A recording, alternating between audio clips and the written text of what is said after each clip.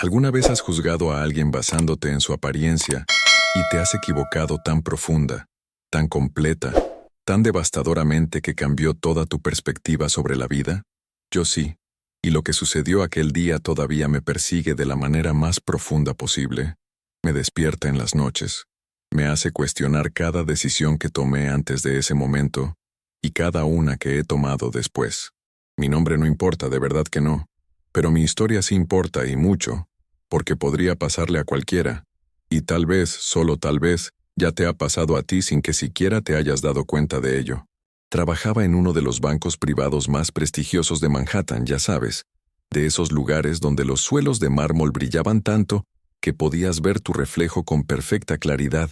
donde arañas de cristal que valían más que las casas de la mayoría de las personas colgaban de techos que parecían tocar el cielo mismo, y donde cada cliente que cruzaba nuestras puertas llevaba relojes que costaban más que automóviles de lujo. ¿Te imaginas? Había trabajado duro para ascender hasta convertirme en asesor senior de gestión de patrimonio, una posición que llevaba como si fuera una medalla de honor, un símbolo de todo lo que había logrado en mis 38 años de vida. Venía de una familia con dinero. No voy a mentir sobre eso porque sería absurdo, pero también había trabajado duro. O eso me decía cada mañana cuando me miraba en el espejo de mi apartamento tipo penthouse con vista a Central Park, tratando de convencerme de que merecía todo lo que tenía. Mis trajes estaban hechos a medida en Savile Row.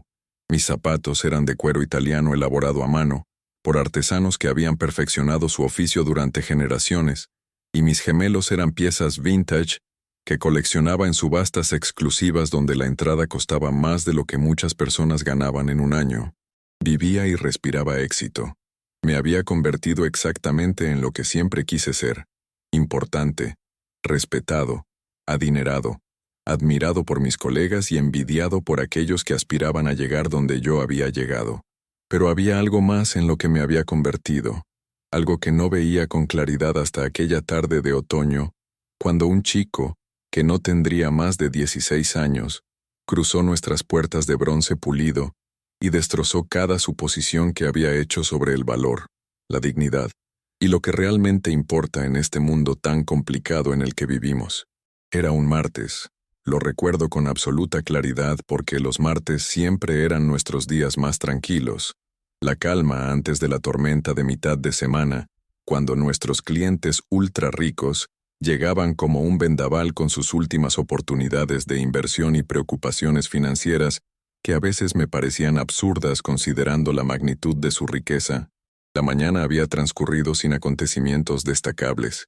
llena de las consultas habituales sobre cuentas en paraísos fiscales, planificación de herencias y diversificación de carteras de inversión que manejaban cantidades de dinero tan obscenas que a veces me costaba pronunciar las cifras sin que mi voz temblara ligeramente. Acababa de terminar una reunión con un multimillonario de la industria tecnológica que quería discutir el traslado de $50 millones a mercados emergentes, y me sentía particularmente satisfecho conmigo mismo, disfrutando de esa sensación de euforia que viene de manejar cantidades obscenas de dinero, como si fuera tan simple como elegir qué desayunar por la mañana. La luz del sol otoñal entraba a raudales por nuestras ventanas del suelo al techo, proyectando sombras doradas a través del vestíbulo bancario, y todo se sentía correcto en mi mundo, perfectamente ordenado y exactamente como debería ser, como si el universo mismo hubiera conspirado para mantener mi vida en este estado de perfección artificial. Estaba parado cerca del mostrador principal, charlando con Margaret, nuestra cajera principal que había estado con el banco durante 23 años, y que, según todos pensábamos, lo había visto todo, o al menos eso creíamos con la arrogancia de quienes no sabían que siempre hay algo más que aprender. Estábamos hablando de planes para el fin de semana, algo trivial sobre una gala benéfica a la que estaba obligado a asistir, uno de esos eventos donde los ricos pretenden preocuparse por los pobres mientras beben champán de $1000 la botella, cuando la atmósfera en la sala cambió de manera palpable. Es extraño cómo puedes sentir un cambio de energía, antes incluso de entender qué lo está causando, como cuando la presión del aire cae antes de una tormenta, o la temperatura baja antes de que comience a nevar. Esa sensación primitiva, de que algo está a punto de suceder. Me volví hacia la entrada, movido por un instinto que no podía explicar, y fue entonces cuando lo vi. El chico que cambiaría todo lo que yo creía saber sobre el mundo, y mi lugar en él.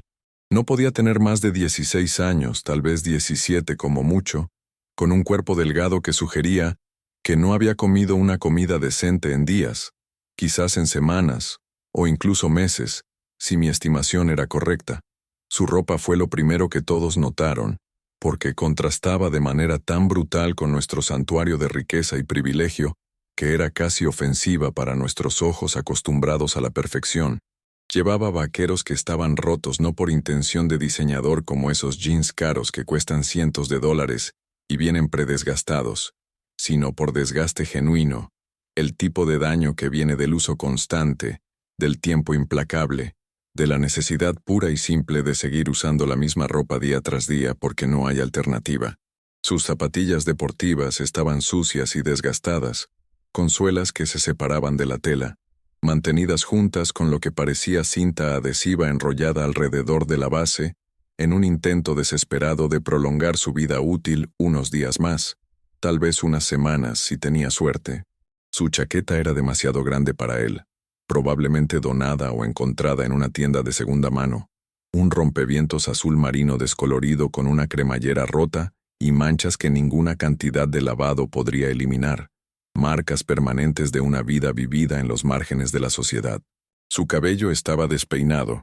no artísticamente desordenado como alguna declaración de moda de esos hipsters que pagan fortunas para verse deliberadamente descuidados, sino genuinamente sin lavar y enredado, cayendo sobre sus ojos en mechones grasientos que seguía apartando hacia atrás con dedos nerviosos que temblaban ligeramente con cada movimiento. Su cara estaba manchada de suciedad, y sus manos, lo noté de inmediato con una mezcla de fascinación y repulsión, que ahora me avergüenza recordar, eran ásperas y callosas. Las manos de alguien que trabajaba con ellas, que conocía el trabajo físico de una manera que yo nunca había conocido y nunca conocería, protegido como había estado toda mi vida, por capas de privilegio y dinero. Pero fueron sus ojos los que recuerdo con más claridad, incluso ahora. Años después, cuando cierro los ojos y revivo ese momento, eran de color marrón oscuro, casi negros bajo ciertas luces, y contenían algo que no pude identificar en ese momento, algo que parecía determinación mezclada con tristeza, conocimiento mezclado con dolor, una sabiduría muy superior a sus años mezclada con una vulnerabilidad que lo hacía parecer aún más joven de lo que era, como si hubiera vivido varias vidas en sus pocos años de existencia. La reacción fue inmediata y visceral, como un reflejo primitivo que no podíamos controlar incluso si hubiéramos querido. Las conversaciones se detuvieron a mitad de frase, palabras quedando suspendidas en el aire como si el tiempo mismo se hubiera congelado momentáneamente. Clientes que habían estado discutiendo transacciones millonarias se giraron para mirar con expresiones que iban desde la curiosidad hasta el disgusto abierto y sin disimulo. Margaret movió su mano instintivamente hacia el botón de alarma silenciosa, debajo de su mostrador, una precaución que nos habían entrenado para tomar cada vez que alguien que no encajaba con nuestro perfil de cliente típico entraba al banco, como si la pobreza misma fuera una amenaza que debía ser neutralizada. Los guardias de seguridad, usualmente relajados y casi invisibles en sus estaciones estratégicamente ubicadas alrededor del vestíbulo, se enderezaron y se movieron ligeramente más cerca, sus manos flotando cerca de sus cinturones donde colgaban sus radios, y otro equipo que preferíamos no tener que usar, pero que estaba siempre presente como recordatorio de que incluso en nuestro mundo dorado, el peligro podía entrar en cualquier momento. Yo también lo sentí, ese juicio inmediato, esa categorización instantánea que ocurre en la parte primitiva de nuestros cerebros antes de que nuestras mentes racionales puedan siquiera procesar lo que estamos viendo, esos milisegundos cruciales en los que decidimos si alguien es amigo o enemigo, si pertenece o es un intruso. Amenaza, susurró mi mente con certeza absoluta. Problema. Chico sin hogar que probablemente entró desde la calle buscando un baño, o tal vez planeando algo peor, tal vez un robo, o algún tipo de estafa que habíamos visto en películas pero nunca en la realidad. Me avergüenza admitirlo ahora. profunda y dolorosamente avergüenza, pero en ese momento asumí lo peor, igual que todos los demás. Es tan fácil juzgar, tan reflexivo y automático, tan profundamente arraigado en nosotros por la sociedad, la cultura, nuestras propias experiencias y prejuicios acumulados a lo largo de años de vivir en burbujas de privilegio. Miramos a alguien, y en segundos, a veces en milisegundos, creamos una historia completa sobre quiénes son, de dónde vienen, qué quieren, si pertenecen a nuestro mundo, o si son intrusos que deben ser expulsados. Y este chico, parado en la entrada de nuestro prestigioso banco con su ropa sucia y su apariencia descuidada, no pertenecía, o eso creía cada persona en ese edificio con absoluta certeza, sin espacio para la duda o la consideración alternativa. Lo observé mientras daba unos pasos vacilantes hacia adelante, sus ojos escaneando el vasto vestíbulo bancario con lo que interpreté como nerviosismo, tal vez incluso culpa, como si estuviera evaluando sus opciones o buscando la mejor ruta de escape una vez que hiciera lo que fuera que había venido a hacer. Está buscando una ruta de escape, pensé con la arrogancia de alguien que cree tener todo resuelto. Está planeando algo. Me moví más cerca de Margaret, listo para intervenir, listo para proteger nuestro banco y nuestros clientes de lo que sea que este intruso tuviera en mente, jugando al héroe en una situación que había malinterpretado completamente. El chico se acercó al mostrador principal lentamente, y pude verlo tragando saliva con dificultad, reuniendo coraje para lo que fuera que estaba a punto de decir, su cuerpo tenso con una tensión que podía verse incluso desde donde yo estaba parado. La cara de Margaret se había puesto rígida, su sonrisa profesional desaparecida por completo, reemplazada por una expresión de labios apretados que transmitía su incomodidad y sospecha sin necesidad de palabras. Otros miembros del personal lo habían notado ahora, y podía sentirlos observando, esperando, listos para actuar si fuera necesario, como si estuviéramos todos en un drama que se desarrollaba en cámara lenta. La señora Pemberton, una de nuestras clientas más antiguas y ricas, una mujer que había heredado su fortuna y nunca había trabajado un día en su vida, realmente apretó su bolso Hermès más cerca de su cuerpo y dio un paso atrás, como si la pobreza misma pudiera ser contagiosa, como si la mala fortuna de este chico pudiera de alguna manera transferirse a ella a través de la proximidad física, como si la desgracia fuera una enfermedad que se propagaba por el aire. El chico llegó al mostrador y se quedó allí por un momento que se sintió como una eternidad, y el silencio en esa enorme sala era ensordecedor, opresivo, pesado con juicio y suposición y miedo irracional. Estaba lo suficientemente cerca para ver que sus manos temblaban ligeramente, que su respiración era superficial y rápida, que a pesar de su determinación evidente, estaba aterrorizado, probablemente más aterrorizado que cualquiera de nosotros en nuestra vida cómoda y protegida habíamos estado jamás. Bien, pensó una parte cruel de mí, que ahora desprecio. Tal vez se dé cuenta de que no pertenece aquí, y se vaya por su cuenta. Nos ahorre a todos la incomodidad de tener que echarlo. Pero no se fue. Dios mío, no se fue. En cambio abrió la boca y habló, y su voz, cuando salió, era tranquila pero firme, con un acento que sugería que había aprendido inglés como segundo idioma, cada palabra cuidadosamente pronunciada y deliberada, como si las hubiera ensayado 1000 veces en su mente,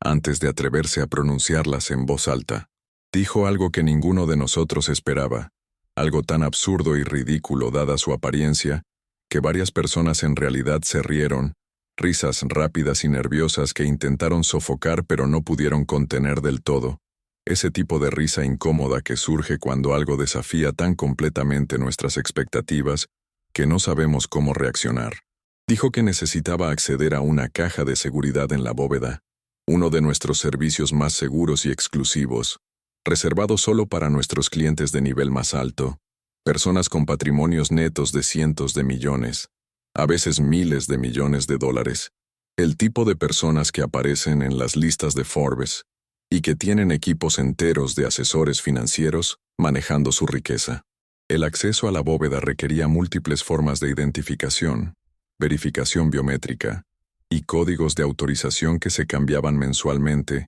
y que solo conocían el cliente y el gerente de la bóveda. Un sistema que habíamos implementado precisamente para prevenir el tipo de fraude que todos asumimos que este chico estaba intentando cometer. Era imposible, absolutamente imposible. Este chico, este adolescente sucio y de aspecto pobre parado en nuestro banco con sus zapatos rotos y chaqueta manchada, no podía posiblemente tener acceso legítimo a una de nuestras bóvedas. Tenía que ser una estafa, un engaño, tal vez algo que había visto en alguna película y pensó que podría intentar en la vida real. Di un paso adelante entonces, mis instintos profesionales entrando en acción, listo para manejar esta situación con la autoridad firme pero educada, que había perfeccionado durante años de tratar con situaciones difíciles, preparándome para pedirle amablemente que se fuera antes de que tuviéramos que llamar a la policía. Estaba a punto de pedirle que se fuera, de explicarle que claramente tenía el lugar equivocado, cuando Margaret, y debo darle crédito por esto, decidió seguir el protocolo exactamente como nos habían entrenado, sin importar cuán absurda pareciera la situación. Preguntó por su identificación e información de cuenta, su voz fría y escéptica, dejando claro a través de su tono que simplemente estaba siguiendo los procedimientos antes de llamar a seguridad para escoltarlo hacia afuera, cumpliendo con las reglas pero sin creer ni por un segundo que esto fuera legítimo. El chico metió la mano en el bolsillo de su chaqueta y vi a 2 guardias de seguridad tensarse inmediatamente, sus manos moviéndose hacia su equipo, listos para actuar si sacaba algo amenazante, preparados para neutralizar lo que asumían sería una amenaza inminente. Pero lo que sacó fue solo una billetera, o lo que hacía las veces de billetera, realmente solo una bolsa de plástico con cierre hermético con algunos papeles y tarjetas dentro,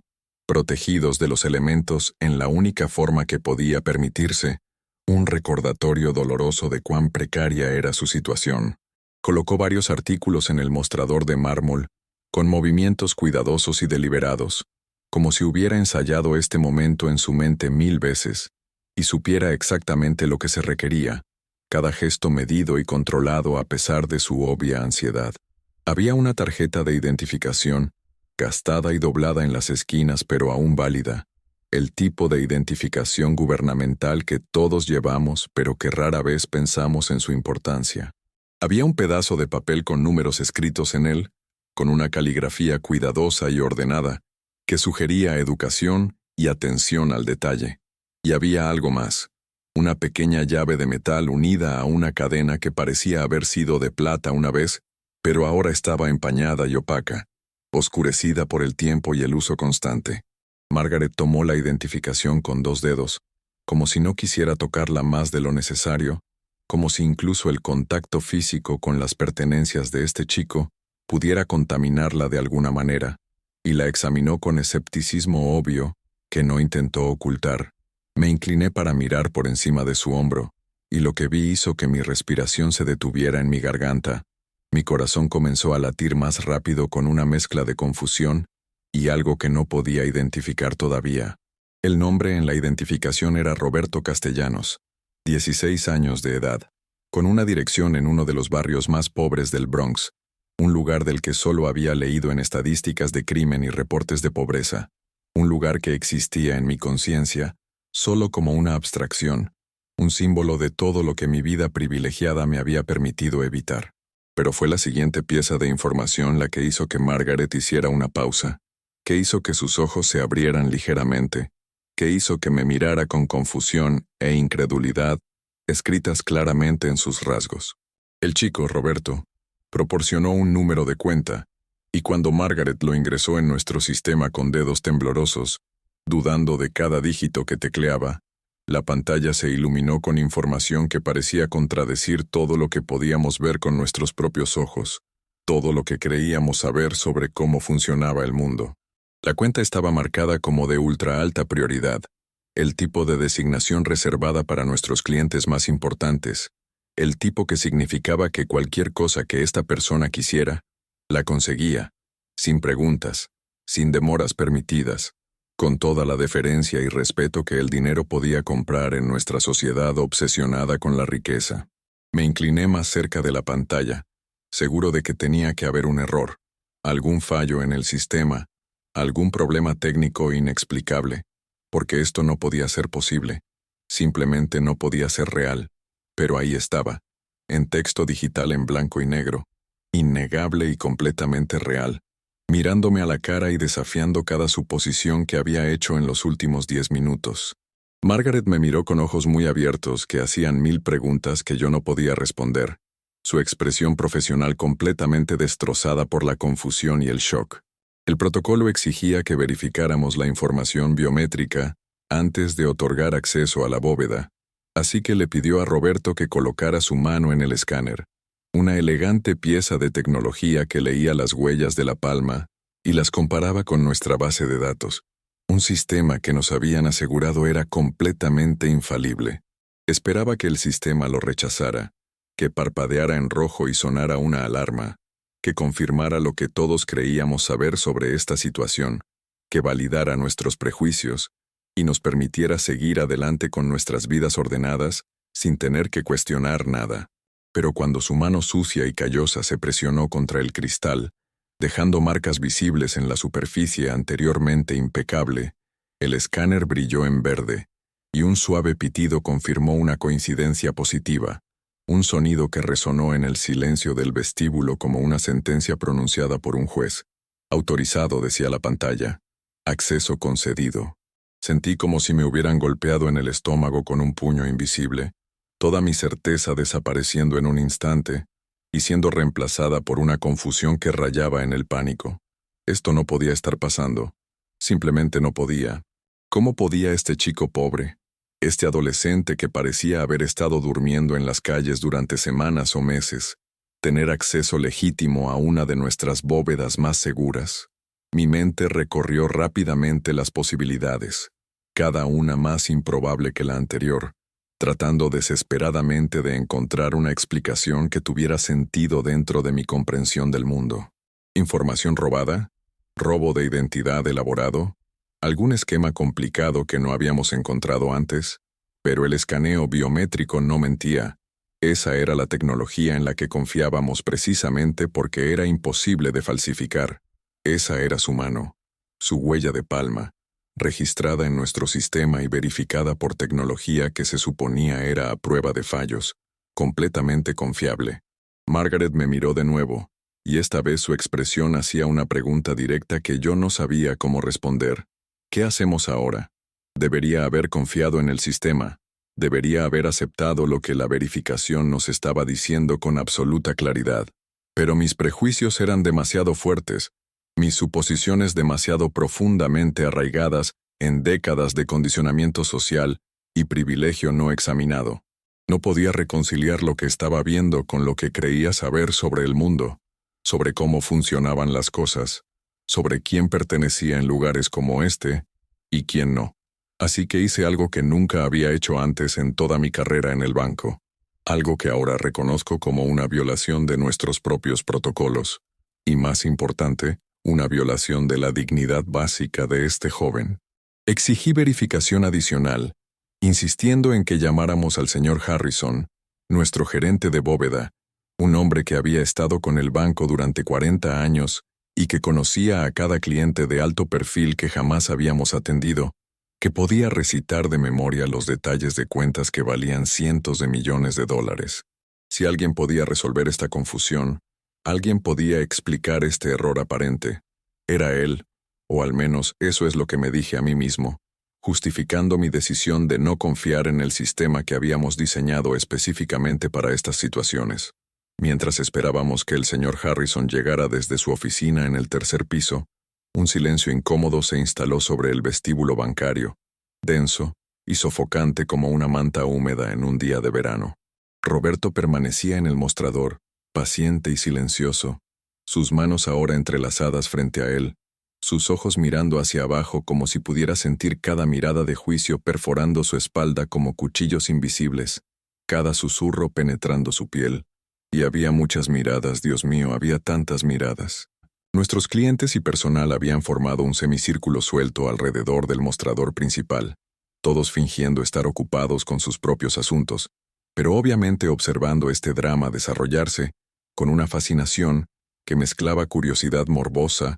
con sospecha profundamente arraigada. Escuché conversaciones susurradas, especulaciones sobre quién era este chico y qué estaba tratando de lograr, teorías cada vez más elaboradas sobre el tipo de estafa que debía estar ejecutando. La señora Pemberton declaró en voz alta a su acompañante, sin molestarse en bajar la voz lo suficiente para que no la escucháramos todos, que los estándares de seguridad del banco claramente habían declinado si estaban permitiendo que cualquiera entrara desde la calle, sin ningún tipo de filtro apropiado. El señor Chen, un magnate inmobiliario que era dueño de la mitad del Bajo Manhattan, y cuya arrogancia era legendaria incluso entre nuestros clientes ultra ricos, sugirió con una risita que esto probablemente era algún tipo de truco para video viral, que cámaras ocultas estaban capturando todo esto para entretenimiento en redes sociales, que todos apareceríamos en YouTube o TikTok como los tontos que cayeron en un engaño elaborado. Nadie, y quiero enfatizar esto, absolutamente nadie consideró la posibilidad de que este chico pudiera ser exactamente quien el sistema decía que era, que pudiera tener todo el derecho de estar aquí, que nosotros podríamos ser los que estábamos equivocados en nuestros juicios apresurados y nuestras suposiciones basadas en apariencias superficiales. Me quedé allí, con los brazos cruzados sobre mi pecho en una postura defensiva, observando a Roberto con una mezcla de sospecha y algo más que no podía identificar completamente, algo que se sentía incómodamente como vergüenza, tratando de abrirse paso a través de mi certeza, golpeando las paredes de mi arrogancia pidiendo ser reconocida. El chico nunca pareció enojado u ofendido por nuestro trato hacia él, nunca levantó la voz ni exigió el respeto que claramente merecía según nuestros propios sistemas de verificación. Simplemente esperó con una paciencia que sugería que había experimentado este tipo de juicio antes. Muchas veces, probablemente cada día de su vida desde que cayó en la pobreza, y había aprendido a soportarlo con una dignidad silenciosa, que ahora reconozco como una de las formas más profundas de fuerza de carácter que jamás haya presenciado. El señor Harrison llegó finalmente, su expresión habitual de compostura profesional parpadeando con confusión cuando vio la situación ante él, su cerebro claramente tratando de procesar la escena extraña que se desarrollaba en nuestro banco normalmente ordenado. Margaret explicó rápidamente en tonos bajos y urgentes, mostrándole los resultados de la verificación, la información de la cuenta, la confirmación biométrica, cada pieza de evidencia que contradecía lo que nuestros ojos nos estaban diciendo. Observé la cara del señor Harrison transformarse de escepticismo inicial a shock evidente, a algo que nunca había visto en él antes en todos los años que habíamos trabajado juntos. Reconocimiento puro e inequívoco. Sus ojos se movieron de la pantalla de computadora al rostro de Roberto, estudiando al chico con una intensidad nueva y penetrante, y luego, de una manera que parecía imposible dados los estándares estrictos de profesionalismo del señor Harrison, sus rasgos severos se suavizaron en algo que se acercaba al respeto, incluso a la deferencia. El señor Harrison se enderezó su corbata con un movimiento que reconocí como su forma de prepararse para algo importante. Se aclaró la garganta de esa manera formal que tenía cuando estaba a punto de hacer un anuncio significativo, e hizo algo que hizo que todos en el vestíbulo bancario jadearan audiblemente, un sonido colectivo de shock que resonó en el espacio de mármol. Extendió su mano hacia Roberto con un gesto de respeto genuino y dijo, en una voz lo suficientemente alta para que todos escucharan, cada palabra pronunciada con claridad deliberada: «Señor Castellanos,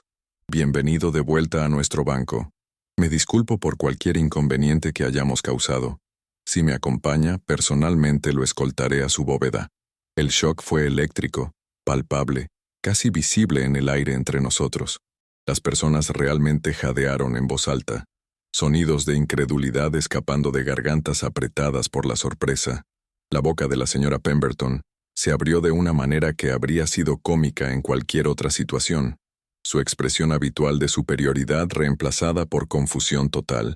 Las manos de Margaret se congelaron sobre su teclado, suspendidas en el aire como si el tiempo mismo se hubiera detenido. Y yo parado allí en mi traje de $1000 con mi imagen cuidadosamente cultivada de éxito e importancia, sentí algo agrietarse dentro de mi pecho, alguna certeza que había mantenido sobre el mundo y cómo funcionaba, sobre quién importaba y quién no, sobre cómo se veía la riqueza y cómo se medía el valor de una persona en nuestra sociedad obsesionada con las apariencias. El señor Harrison hizo un gesto hacia el elevador que conducía a nuestro nivel de bóvedas, esa área sagrada del banco donde solo se permitía entrar a los más privilegiados de los privilegiados, y Roberto lo siguió con la misma dignidad silenciosa que había mantenido durante toda esta prueba. Mientras se alejaban, me encontré siguiéndolos, incapaz de resistir la atracción magnética de esta situación, necesitando entender qué estaba sucediendo, necesitando ver esto hasta cualquier conclusión imposible que nos esperara en la bóveda debajo de nuestros pies. El elevador descendió en silencio, los tres parados en ese pequeño espacio elegante, revestido de espejos, que reflejaban nuestras imágenes de vuelta hacia nosotros, en una regresión infinita que parecía preguntar quiénes éramos realmente. Me quedé mirando esos reflejos, viéndome a mí mismo junto a este chico, el contraste tan marcado que era casi doloroso contemplarlo sin apartar la mirada. Mi cabello perfectamente peinado junto a sus mechones enredados y sin lavar, mis manos manicuradas junto a sus dedos callosos y agrietados, mi expresión de incredulidad confusa junto a su aceptación calmada de una situación que habría hecho que la mayoría de las personas explotaran en ira justificada. ¿A quién estaba realmente viendo en ese espejo? ¿Quién era la persona en la que me había convertido, tan rápida para juzgar, tan segura de mi superioridad, tan ciega a cualquier cosa más allá de los marcadores superficiales de riqueza y estatus que había aprendido a valorar por encima de todo lo demás? El elevador se detuvo con un timbre suave y melodioso, y las puertas se abrieron en nuestro nivel de bóvedas, un espacio con temperatura controlada precisamente con paredes revestidas de cajas de seguridad de varios tamaños, cada una conteniendo tesoros y secretos pertenecientes a personas con más dinero del que la mayoría podría imaginar siquiera en sus sueños más salvajes. El señor Harrison nos condujo a una de las bóvedas más grandes, caja número 747, una unidad premium que costaba $50,000 al año solo para mantener, el tipo de gasto que solo tenía sentido para personas cuya riqueza era tan vasta que $50,000 no era más significativo que $50 para una persona promedio. Insertó su llave maestra con la práctica de décadas de experiencia. Luego esperó a que Roberto insertara su llave en el segundo cerrojo. El chico lo hizo con manos firmes, ya no temblando como antes, como si ahora que había sido reconocido, y reconocido apropiadamente, parte de su nerviosismo hubiera desaparecido, reemplazado por una confianza tranquila en su derecho a estar aquí. Los cerrojos duales hicieron clic al abrirse simultáneamente con un sonido metálico que resonó en la sala silenciosa, y el señor Harrison sacó la larga caja de metal, más pesada de lo que esperaba según la forma en que tuvo que esforzarse ligeramente, y la colocó en la mesa de visualización privada en el centro de la sala, una superficie de roble pulido diseñada específicamente para este propósito sagrado. Se apartó un paso, dándole privacidad a Roberto como dictaba el protocolo, pero yo permanecí cerca, incapaz de apartar la mirada, mi corazón latiendo con anticipación y algo más, algo que se sentía como temor mezclado con esperanza, aunque no podría haber explicado por qué sentía cualquiera de estas emociones en este momento extraño y surrealista. Roberto se quedó frente a la caja durante un largo momento que pareció extenderse hacia la eternidad, su mano descansando en la superficie metálica fría, y pude ver su pecho subiendo y bajando con respiraciones profundas y deliberadas, como si estuviera reuniendo coraje para lo que vendría después, preparándose mentalmente para abrir no solo una caja física, sino tal vez también puertas hacia su pasado, que había mantenido cerradas por necesidad emocional. Luego lentamente, cuidadosamente, con la reverencia de alguien que maneja algo sagrado, abrió la tapa, y lo que vi dentro hizo que toda mi visión del mundo se desmoronara en polvo, se evaporara como niebla bajo el sol matutino. La caja estaba llena de documentos, fotografías y varios objetos que contaban una historia que nunca podría haber imaginado en mis sueños más salvajes o pesadillas más oscuras. Había escrituras de propiedad, docenas de ellas, para edificios en toda la ciudad de Nueva York, direcciones en Manhattan, Brooklyn, Queens, propiedades que valían millones, posiblemente cientos de millones de dólares en el mercado inmobiliario actual. Había certificados de acciones de corporaciones importantes, representando participaciones que valían cientos de millones de dólares en empresas, cuyos nombres reconocí de inmediato, algunas de las compañías más grandes y exitosas del mundo. Había documentos legales que establecían fideicomisos y fundaciones, estructuras financieras complejas del tipo que solo los súper ricos necesitan para gestionar su vasta riqueza a través de generaciones. Y había fotografías, imágenes antiguas y descoloridas que mostraban a una familia rica, elegante y refinada, parados frente a mansiones y automóviles caros, viviendo vidas de privilegio extraordinario que habrían sido la envidia de cualquiera. En varias de las fotografías, pude ver una versión más joven de Roberto, tal vez de 7 u 8 años de edad, vestido con ropa costosa de diseñador, sonriendo a la cámara con la alegría descuidada de un niño que nunca había conocido necesidad o lucha, que asumía que el mundo siempre le proporcionaría todo lo que pudiera desear. Pero también había otras fotos, más recientes y mucho más dolorosas de contemplar, mostrando el declive gradual de la fortuna de esta familia, el descenso lento hacia la pobreza que había transformado a ese niño despreocupado en el adolescente que estaba parado frente a mí ahora, endurecido por experiencias que ningún niño debería tener que soportar. Recogí un documento con manos temblorosas, apenas capaz de sostenerlo de manera firme, un informe legal que explicaba en lenguaje frío y clínico cómo el padre de Roberto había muerto hace 3 años en un accidente automovilístico trágico e inesperado, dejando atrás un patrimonio complejo que se había enredado en procesos de sucesión y disputas legales que parecían diseñados más para enriquecer a los abogados que para proteger al heredero legítimo. La historia se desplegó ante mis ojos en papeles y fotografías y documentos legales que formaban una narrativa de tragedia y supervivencia y determinación silenciosa que avergonzaba cada suposición que había hecho desde el momento en que este chico entró a nuestro banco. La madre de Roberto había caído gravemente enferma poco después de la muerte de su padre, incapaz de navegar el sistema legal complejo o proteger sus activos de aquellos que buscaban aprovecharse de su vulnerabilidad, incapaz de luchar contra abogados sin escrúpulos y parientes distantes que aparecieron de la nada reclamando derechos sobre el patrimonio. Abogados que se suponía debían proteger los intereses de la familia, en cambio habían cobrado honorarios exorbitantes que agotaron gran parte de los activos líquidos. Parientes distantes y supuestos amigos habían despojado la mayor parte de su riqueza a través de manipulación y explotación legal de lagunas en el sistema, dejando solo lo que había sido asegurado en esta bóveda, protegido por fideicomisos establecidos por el padre de Roberto años antes, con una previsión que ahora parecía profética, fideicomisos que no podían ser tocados hasta que Roberto cumpliera 18 años, diseñados para proteger su herencia de exactamente este tipo de depredación. Roberto había estado viviendo en las calles durante los últimos 6 meses,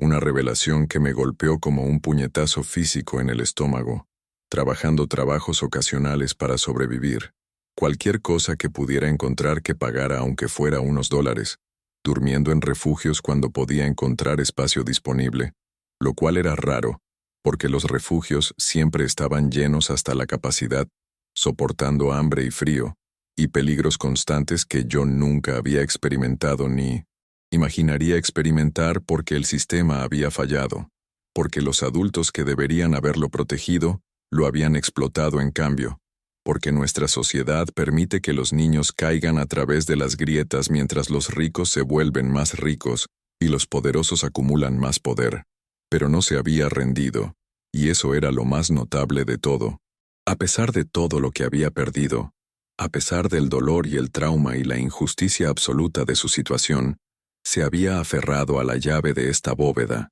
la había protegido como la cosa preciosa que era, durmiendo con ella atada alrededor de su cuello, incluso cuando no tenía nada más de valor, sabiendo que dentro estaba su futuro, el legado de su familia, la prueba de quién había sido y quién podría ser de nuevo si tan solo pudiera sobrevivir lo suficiente para alcanzar su 18º cumpleaños.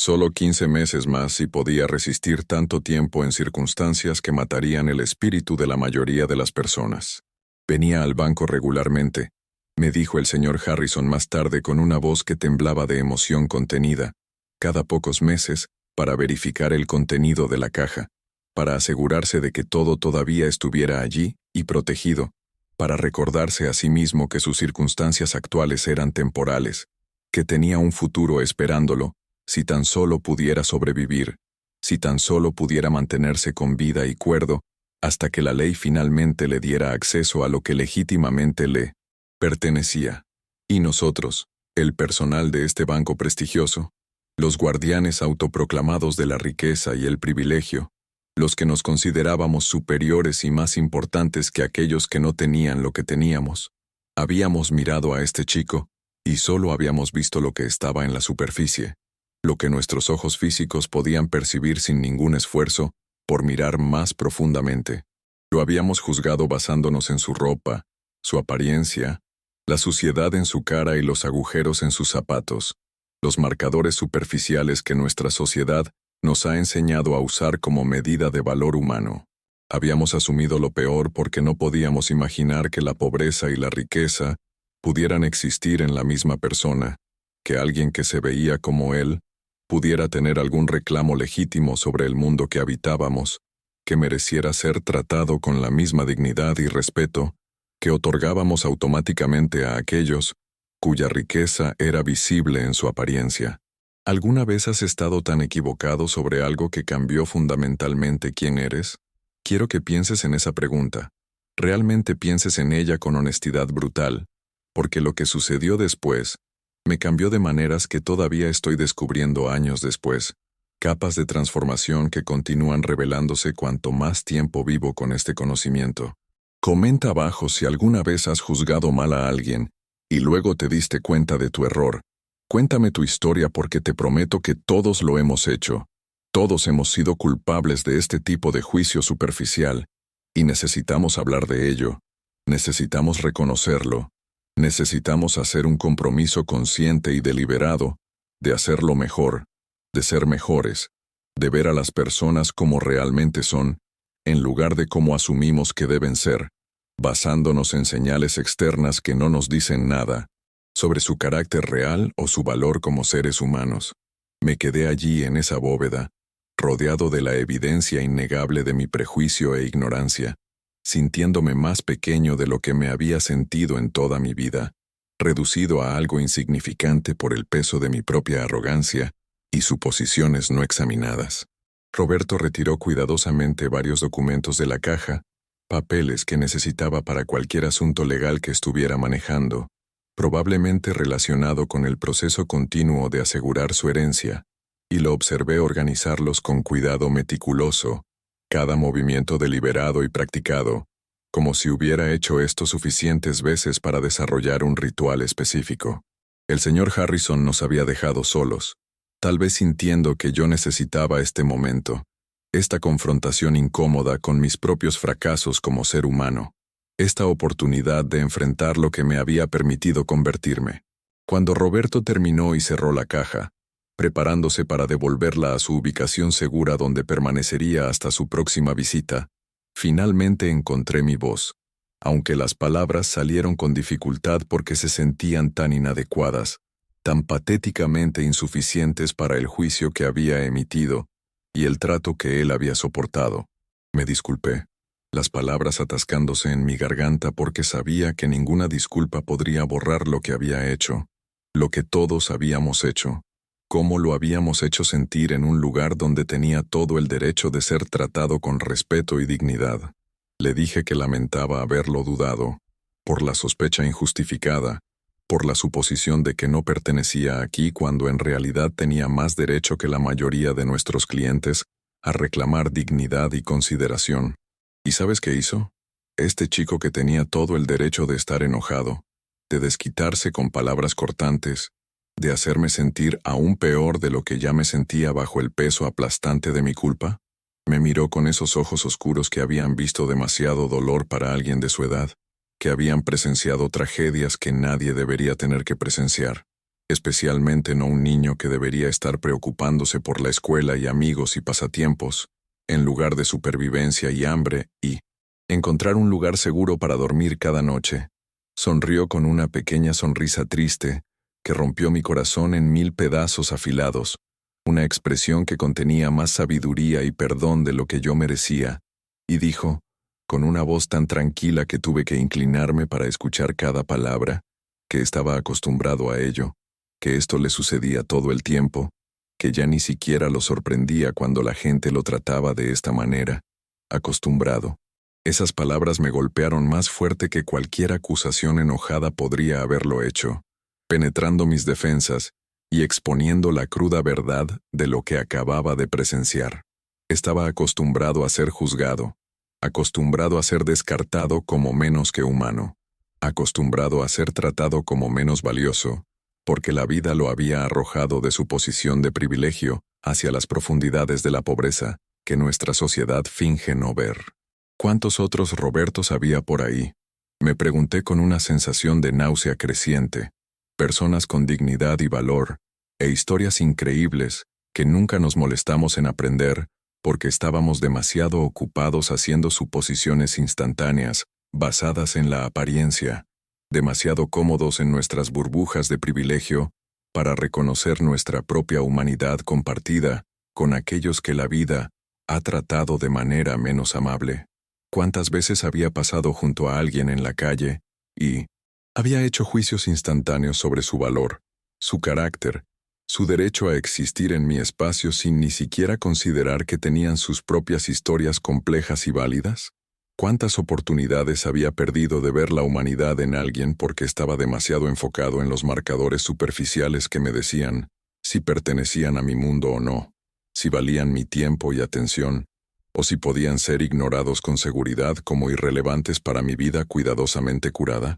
Subimos de vuelta. En el elevador al piso principal en silencio, pero era un tipo diferente de silencio que antes, ya no incómodo sino pesado con verdades tácitas y realizaciones incómodas que ninguno de nosotros sabía cómo verbalizar en este momento cargado. Cuando salimos de vuelta al vestíbulo bancario noté que la multitud no se había dispersado como esperaba que lo hiciera. Si acaso, más personas se habían reunido, curiosas por el resultado,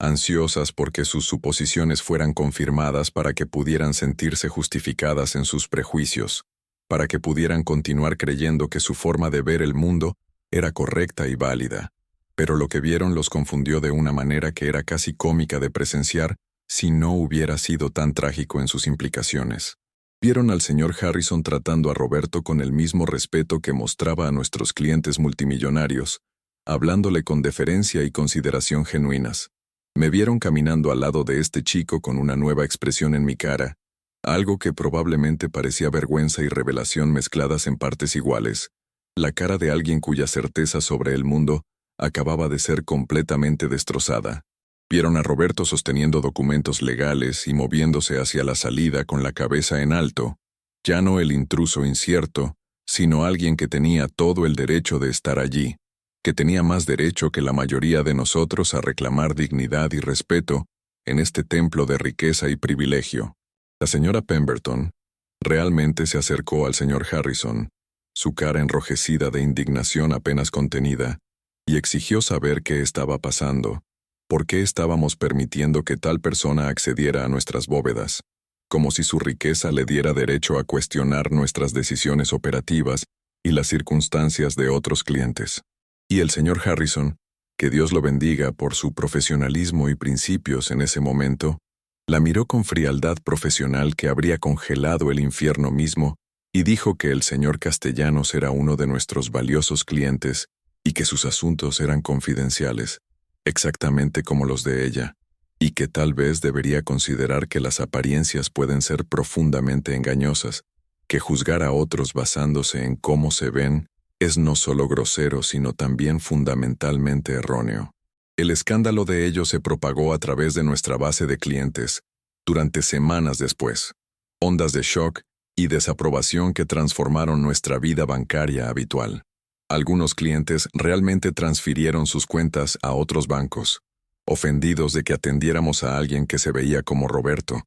incapaces de reconciliar su visión del mundo con la realidad de que la pobreza y la riqueza podían coexistir en la misma persona. Pero otros, aquellos con más sabiduría y menos prejuicio arraigado, se quedaron, y algunos incluso preguntaron al señor Harrison cómo podían ayudar al chico, si había fondos legales o programas de asistencia que pudieran ayudarlo a navegar su situación hasta que alcanzara la mayoría de edad y pudiera reclamar completamente su herencia. Fue entonces cuando supe que Roberto había sido demasiado orgulloso para pedir ayuda durante todos estos meses de lucha, demasiado determinado a sobrevivir por sus propios medios, sin depender de la caridad de extraños, demasiado temeroso de que aceptar ayuda de alguna manera disminuiría su reclamo sobre el legado de su familia, o lo haría parecer débil,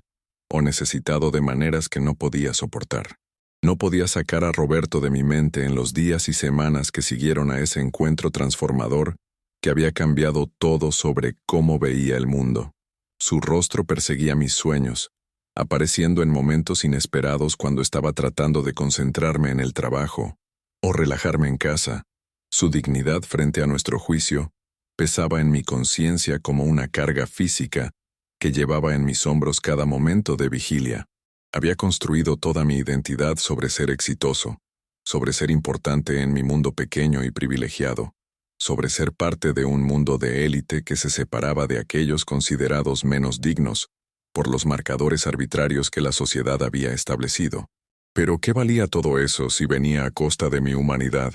mi capacidad de ver a las personas como realmente eran, en lugar de como asumí que debían ser basándome en señales superficiales que no me decían nada sobre su carácter real o su valor como seres humanos? Comencé a notar cosas que había ignorado antes con indiferencia deliberada, negándome a ver lo que estaba justo frente a mí, porque reconocerlo habría requerido que cuestionara mi propia posición privilegiada. El hombre sin hogar que se sentaba afuera de nuestro banco cada mañana, a quien había pasado durante 3 años completos sin siquiera encontrar sus ojos o reconocer su existencia como ser humano digno de consideración básica. El personal de limpieza que trabajaba en nuestro edificio por la noche, trabajadores invisibles cuyas historias nunca había considerado, porque existían solo como figuras de fondo en el drama donde yo era la estrella principal. Los repartidores y trabajadores de servicios y todas las personas que hacían posible mi vida cómoda,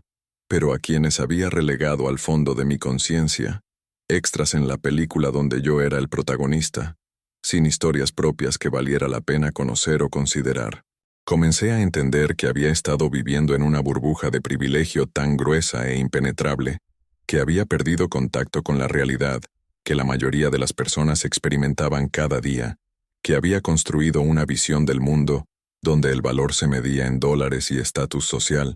donde la humanidad era condicional al cumplir ciertos criterios superficiales, donde personas como Roberto eran anomalías que debían explicarse en lugar de individuos que merecían respeto automático. Tomé una decisión entonces, sentado en mi apartamento penthouse una noche, mientras miraba las luces brillantes de Manhattan que representaban tanta riqueza y tanta desigualdad existiendo lado a lado en una yuxtaposición obscena. Decidí que necesitaba hacer algo, no solo por Roberto sino por mí mismo, para salvar lo que quedaba de mi humanidad antes de que fuera demasiado tarde, antes de volverme tan calcificado en mis prejuicios que ya no pudiera reconocerme en el espejo, antes de convertirme en alguien tan alejado de cualquier sentido de empatía o compasión, que estaría completamente perdido. Usé mis conexiones en los círculos legales y financieros que había cultivado durante años. Llamé a favores de abogados y jueces y trabajadores sociales que conocía a través de mi trabajo con clientes adinerados, personas que debían sus propias posiciones en parte a las relaciones que habían construido con banqueros como yo. Descubrí que la situación legal de Roberto era complicada pero no desesperada, que con representación adecuada y defensa agresiva de alguien dispuesto a luchar por él, gran parte del patrimonio de su familia podría ser preservado y accedido más pronto que su 18º cumpleaños, si podíamos encontrar las lagunas legales correctas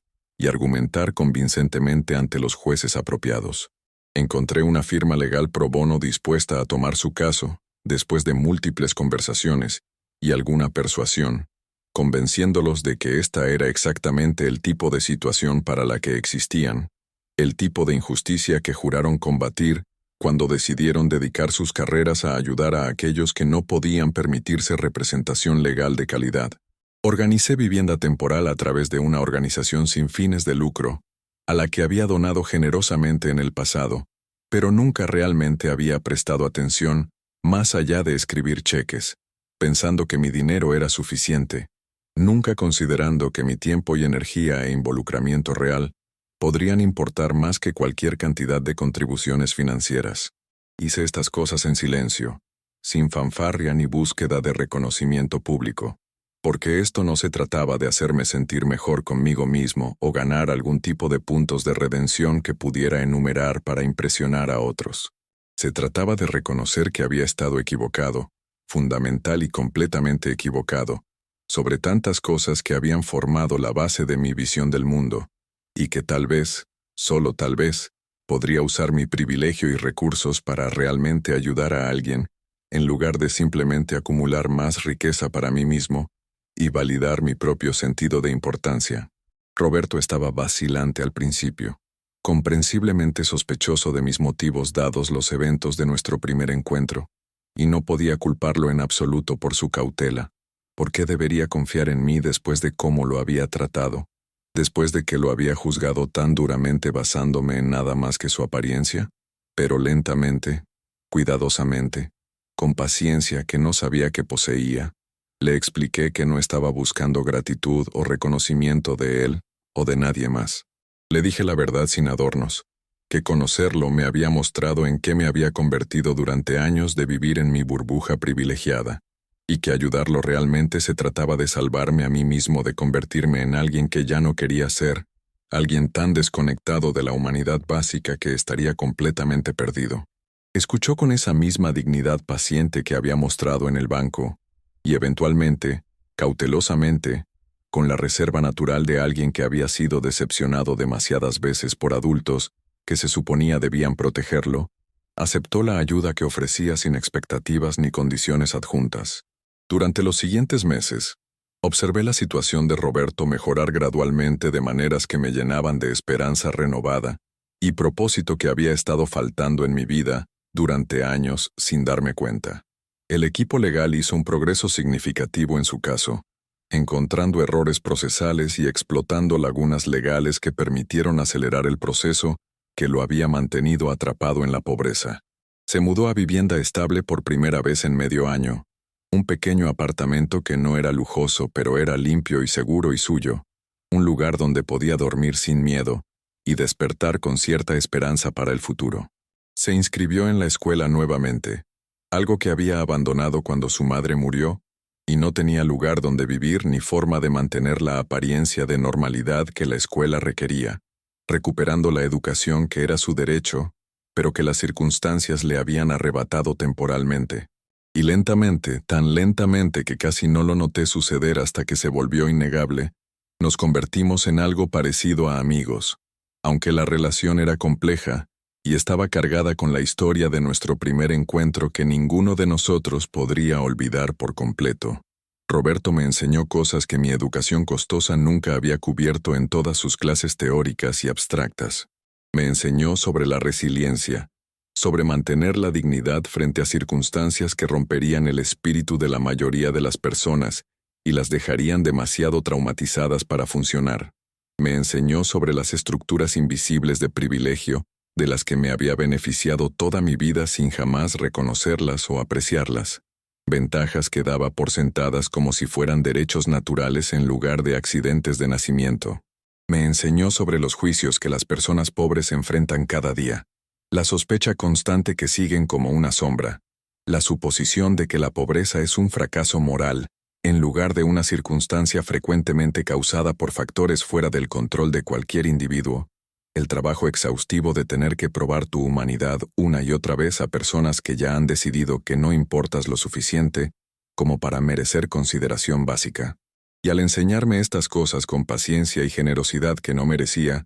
me dio un regalo mucho más valioso que cualquier cosa en la bóveda de su familia. Me dio perspectiva real más allá de las abstracciones teóricas. conciencia de realidades que había ignorado deliberadamente, la capacidad de ver más allá de la superficie de las cosas a las verdades más profundas que existen debajo de las apariencias que nuestra sociedad nos enseña a valorar por encima de todo lo demás. Comencé a ser voluntario en refugios para personas sin hogar y bancos de alimentos, no como algún benefactor rico que aparece para sentirse bien consigo mismo tomando selfies para las redes sociales, sino como alguien que realmente intentaba entender los sistemas que crean y perpetúan la pobreza en una de las ciudades más ricas del mundo. Cambié cómo interactuaba con los clientes en el banco. Comencé a verlos como seres humanos con historias complejas, en lugar de solo números de cuenta y carteras de activos que existían únicamente para aumentar mis bonificaciones anuales. Examiné mis propios hábitos de gasto, mis patrones de consumo que habían sido completamente inconscientes y automáticos, las formas en que usaba el dinero para aislarme de la realidad y señalar mi estatus a otros en un juego infinito de comparación y competencia que nunca traía satisfacción real. No me volví perfecto de la noche a la mañana. No me transformé repentinamente en algún ser iluminado libre de prejuicios y suposiciones, porque ese tipo de transformación no es posible ni realista. Pero me volví más consciente de mis reacciones automáticas, más cuestionador de mis propios juicios reflexivos, antes de permitirles dictar mi comportamiento, más dispuesto a admitir cuando estaba equivocado y aprender de mis errores, en lugar de defender mis posiciones por puro orgullo. El día que Roberto cumplió 18 años fue notable por muchas razones que se extendieron mucho más allá del hito de edad en sí. Las batallas legales se habían resuelto en su favor después de meses de litigio agresivo, y el patrimonio de su familia, aunque disminuido de lo que había sido en su apogeo cuando su padre estaba vivo y gestionando activamente sus inversiones, todavía era lo suficientemente sustancial como para darle seguridad financiera y oportunidades que la mayoría de las personas solo pueden soñar. Podría haber usado ese dinero para borrar toda evidencia de la pobreza que había experimentado, para fingir que esos meses de lucha nunca habían sucedido, para reconstruir la vida privilegiada que había conocido de niño y olvidar el dolor y el trauma de lo que había soportado durante su caída en la pobreza. Pero eso no es lo que hizo, y su elección me enseñó aún más sobre carácter y valor de lo que ya había aprendido durante nuestro tiempo juntos. En cambio,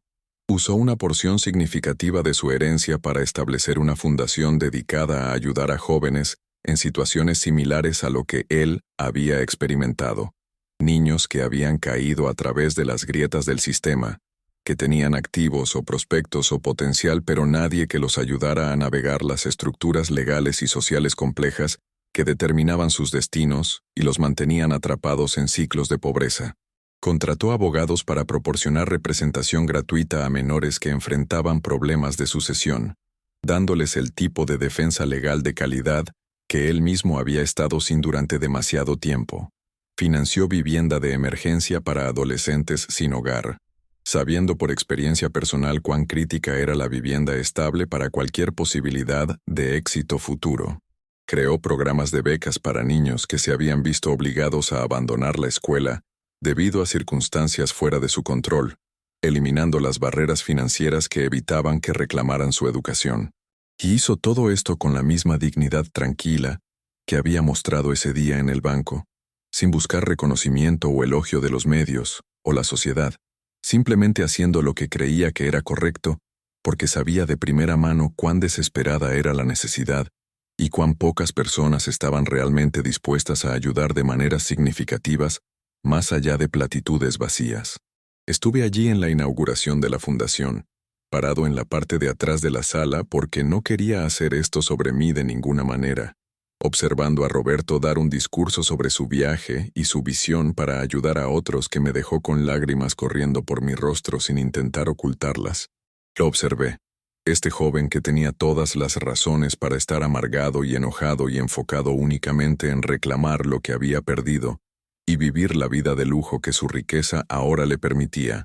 en cambio, eligiendo usar sus recursos y sus experiencias dolorosas para hacer una diferencia para otros que todavía estaban atrapados en las mismas circunstancias desesperadas que él había soportado. Y pensé en cuán cerca había estado de nunca conocer su historia, de permanecer atrapado en mi burbuja de privilegio y prejuicio, de perder una de las lecciones más importantes de mi vida porque había sido demasiado rápido para juzgar, basándome en la apariencia, demasiado seguro de mi superioridad para considerar que podría estar completamente equivocado sobre cómo funcionaba el mundo y quién importaba en él. Han pasado años desde esa tarde de otoño, cuando un chico de aspecto pobre entró a nuestro prestigioso banco, y todos asumimos lo peor hasta que se abrió la bóveda y reveló la verdad que destrozó nuestras suposiciones. No soy la misma persona que era entonces, y estoy profundamente agradecido por esa transformación, por dolorosa que haya sido de lograr y mantener frente a una sociedad que constantemente refuerza los mismos prejuicios que estaba tratando de superar. Dejé el banco privado eventualmente, encontrándolo imposible continuar trabajando en un ambiente que reforzaba los prejuicios mismos que estaba tratando de superar en mi propia vida y conciencia. Ahora trabajo para la Fundación de Roberto, usando mi experiencia financiera para ayudar a jóvenes a navegar los sistemas complejos que casi lo destruyeron, tratando de prevenir que otros experimenten el mismo tipo de trauma y abandono que él soportó. Gano mucho menos dinero del que ganaba antes. Conduzco un auto usado en lugar de un vehículo de lujo. Vivo en un apartamento modesto, en lugar de un penthouse con vistas que me hicieron sentir superior a todos los demás. Y soy más feliz de lo que jamás fui en mi vida anterior. Más realizado por trabajo que realmente importa. Más conectado a algo significativo más allá de mi propia comodidad y estatus, que siempre se sintió vacío, a pesar de todas las cosas materiales que acumulé. Roberto y yo permanecemos cercanos,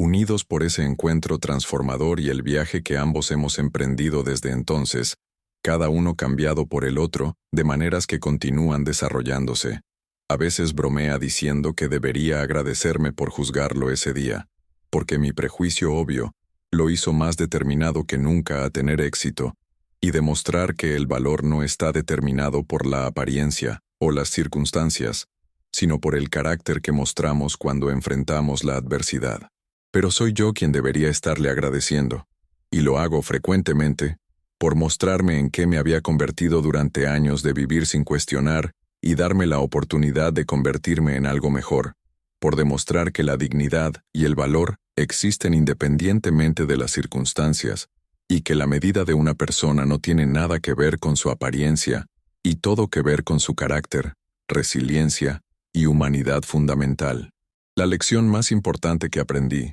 la que quiero que te lleves de esta historia que he compartido con tanto detalle e emoción cruda, es que cada persona que encuentras tiene una historia que no conoces, una lucha que no has visto, una dignidad que existe independientemente de sus circunstancias que nuestra sociedad nos enseña a ignorar. Ese chico de aspecto pobre que entra en tu vida podría estar llevando una bóveda llena de valor que no tiene nada que ver con dinero, y todo que ver con carácter, resiliencia y humanidad, que trasciende las categorías superficiales que usamos para juzgar y separar a las personas. Esa persona que estás a punto de juzgar, basándote en su ropa o apariencia o circunstancias, podría ser la que te enseñe la lección más importante de tu vida, si estás dispuesto a mirar más allá de la superficie y verlos como realmente son, como seres humanos completos y complejos dignos de respeto y consideración básicos. Así que quiero que hagas algo por mí ahora mismo,